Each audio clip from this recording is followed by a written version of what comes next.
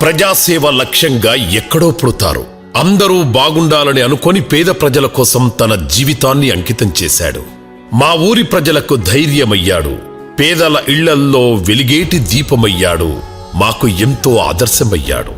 ఎన్నెన్నో సేవలు, ఇంకెన్నో సాయాలు చేసిన మా అన్న సతీష్ ముదిరాజ్ తేర్పోల్ అనే ఒక చిన్న గ్రామంలో ఒక పేద రైతు కుటుంబంలో అనంతమ్మ దుర్గయ్య అనే దంపతులకు జన్మించారు సతీష్ ముదిరాజ్.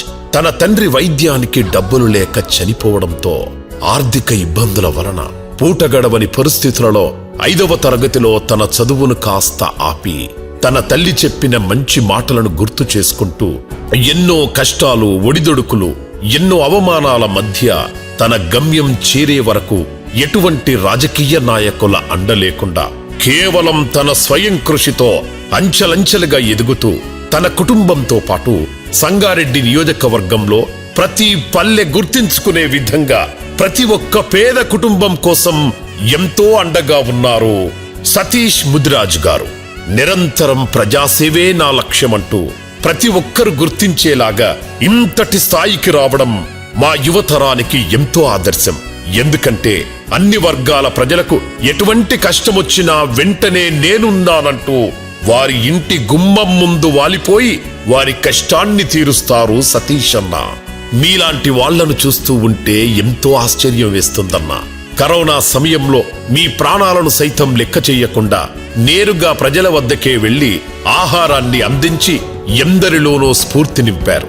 ఎన్నో సేవలను అందిస్తూ మీ పంట పొలాలను సైతం అమ్మి ఇంకెన్నో త్యాగాలు చేసి సంగారెడ్డి నియోజకవర్గంలోని ప్రతి ఒక్కరికి పెద్ద దిక్కుగా మారి మీ ప్రేమను చాటి చెప్పారు. అందరి హృదయాలలో దేవుడయ్యారు.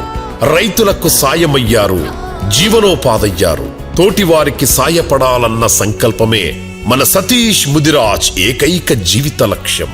అన్నకు జన్మదిన శుభాకాంక్షలు.